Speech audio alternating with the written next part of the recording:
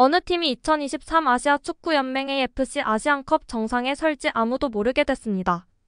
6개 조로 나뉘어 진행된 아시안컵 조별리그가 끝났고 각 조 1, 2위 팀과 성적이 우수한 3위 4개 팀이 16강에 진출했습니다. 대진표는 완성됐습니다. 한국은 16강에서 사우디아라비아와 맞붙고 이긴다면 8강에서 호주 혹은 인도네시아를 만나는 대진을 마주했습니다. 숙적 일본과는 결승에서야 만날 수 있습니다. 다만 대회 전부터 우승을 외친 한국이 결승까지 갈 수 있을지가 미지수입니다.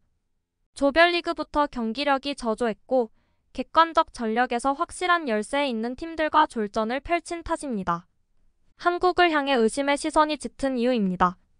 축구 통계 업체 옵타의 전망도 썩 밝지 않습니다. 옵타는 한국이 이번 대회에서 우승 트로피를 차지할 확률을 9.5%로 책정했습니다. 노가웃 스테이지에 진출한 16개 팀 중 5번째로 높은 수치입니다. 손흥민 토트넘, 김민재 바이에른 뮌헨, 이강인 파리 생제르맹, 황희찬 울버햄프턴 등 전력을 고려하면 높은 수치는 아닙니다. 조별리그 3경기에서 저조했던 퍼포먼스가 영향을 끼친 것으로 보입니다. 여전히 일본의 우승 확률이 가장 높습니다. 일본의 아시안컵 재패 확률은 19.3%입니다. 일본 역시 조별리그에서 다소 주춤했지만 지금도 높은 평가를 받습니다. 일본 뒤로는 카타르 15.4%, 이란 14.4%, 호주 13.5% 순으로 높은 우승 확률을 자랑했습니다. 한국은 8강 진출 확률부터 현저히 낮았습니다. 16강에서 만난 사우디가 만만찮은 상대이기 때문입니다. 사우디의 16강 승리 확률은 48%, 한국은 52%입니다. 8강행 확률이 낮아지면서 우승 확률이 자연히 하락한 것으로 여겨집니다. 위르겐 클린스만 감독이 이끄는 한국 축구 대표팀은 오는 31일 오전 1시 카타르 도하의 에듀케이션 시티 스타디움에서 대회 16강전을 치릅니다.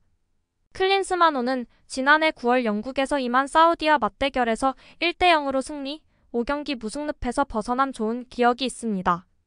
다만 한국은 사우디와 지금껏 18차례 만나 5승 8무 5패를 기록할 만치 쉽사리 우열을 가리지 못했습니다. 일본 축구 에이스 구보 다케우사가 절친한 친구 이강인과 결승에서 만나길 기원했습니다. 일본 매체 사커 다이제스트는 지난 27일 한국 시간 마요르카에서 함께하며 이강인과 사이가 좋은 구보는 가장 친한 친구와 연락을 나눴다라고 보도했습니다. 2023 아시아 축구연맹 AFC 아시안컵 카타르 우승 후보 한국과 일본은 나란히 16강 진출에 성공했습니다. 한국은 16강에서 사우디아라비아를 만나고 일본은 바레인과 8강행을 두고 격돌합니다. 두 팀은 16강에서 만날 가능성이 있었으나 한국이 조별리그 2조 3차전 말레이시아전 때 후반 추가 시간 동점골을 허용하며 3대3 무승부를 거두면서 무산됐습니다. 만약 한국이 승리했다면 2조 1위가 돼 F조 2위. 일본과 16강에서 만났겠지만 승리를 놓치면서 2조 2위로 내려가 16강 한일전이 성사되지 않았습니다. 이제 한국과 일본이 만날 수 있는 상황은 양 팀이 모두 결승전에 오르는 것뿐입니다. 토너먼트 대진표에서 완전히 반대편에 위치한 한국과 일본이 상대를 계속 격파해 나아갈 경우 결승전에서 우승컵을 두고 맞대결을 가집니다.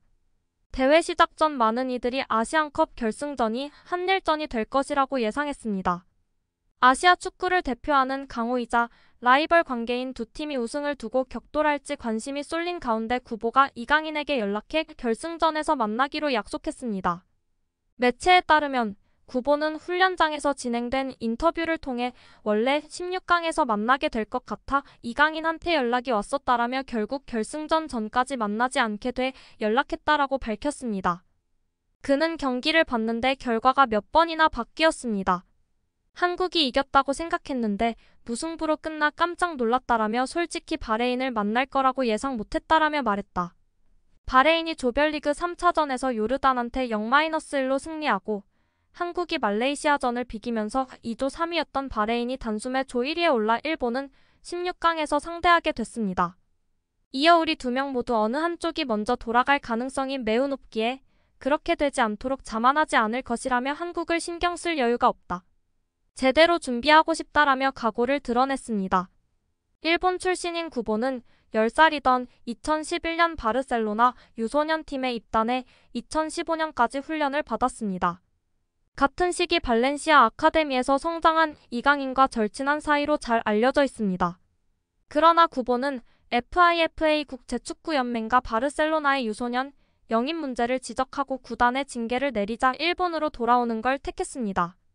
당시 FIFA는 바르셀로나가 18세 미만 선수의 해외 클럽 이적 금지 규정을 위반했다고 판단, 해당 유소년들의 훈련과 경기 출전을 금지하는 징계를 내렸습니다.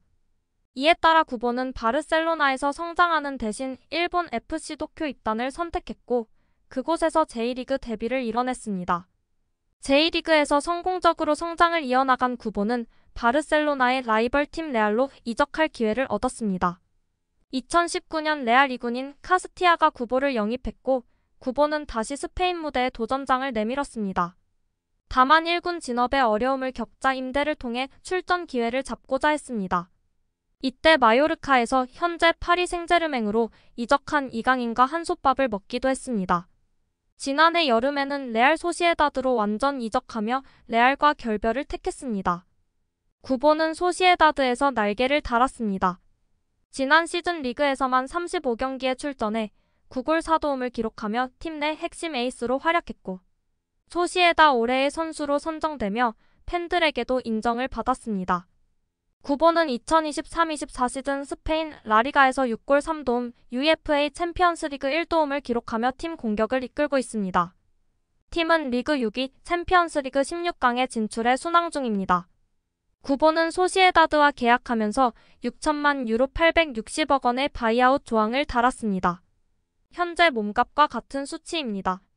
2027년 여름까지 5년 계약을 맺어 미래 자원으로 인정받았습니다. 활약상을 바탕으로 이적시장 전문 사이트 트란스퍼마르크트가 23일 2024년 1월 이적시장을 앞두고 새로 갱신한 선수들 몸값에서 구보는 6천만 유로를 기록, AFC 소속 국가 선수들 중 1위를 차지했습니다. 일본과 아시아 축구를 대표하는 구보가 약속한 대로 결승전에서 이강인이 이끄는 대한민국을 만나 우승컵을 두고 단판 승부를 펼칠지 관심이 쏠릴 전망입니다. 구독과 좋아요 한 번씩 부탁드립니다. 다음 영상을 만드는데 큰 힘이 됩니다. 재미있는 소식이 있으면 다시 돌아오겠습니다. 좋은 하루 보내세요.